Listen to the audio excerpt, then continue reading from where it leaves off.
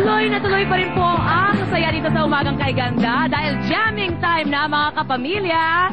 At kasama natin ngayon sa ating jamming time ay ang isa sa top Philippine independent artist ngayon at sila rin ang kumanta ng theme song ng DZMM. Palakpakan po natin ang Skabeche!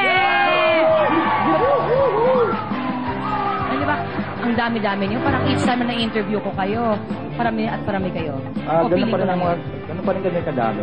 Feeling ko lang siguro. Ganun pa rin ang gwapo. Hindi na nabawasan Siguro nang sasabihin ko sana, hindi nababawasan ang kagupuhan.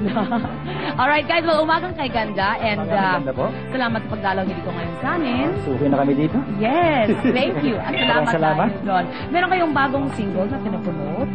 Yung bagong single namin mula sa aming album na Table for 10.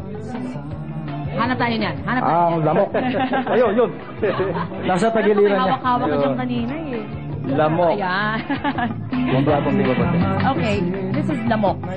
Lamok, ito ay para sa mga taong nanlalamang sa kanyang kapwa. Maraming klase naman na taong nanlalamang sa kanyang kapwa. Mapakarami. Tamang-tama, napaka-timely. Timing to kasi basta time.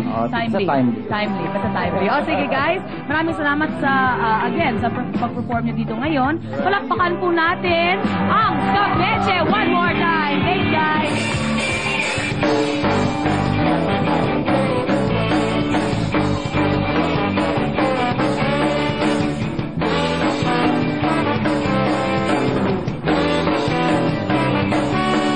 Di na ba magbabago ang taong mukhang puso?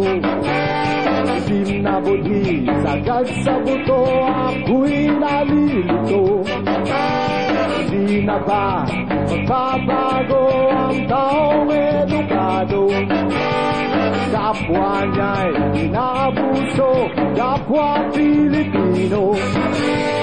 Laban ang tulong mo dito sa bayan ko, kay puto sa ulo ko, humihilog na ako na parang lamok.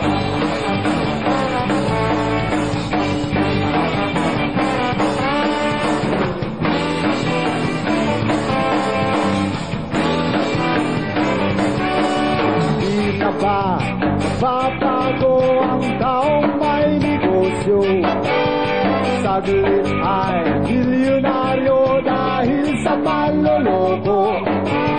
At di na ba magbabago ang taong nakaupo?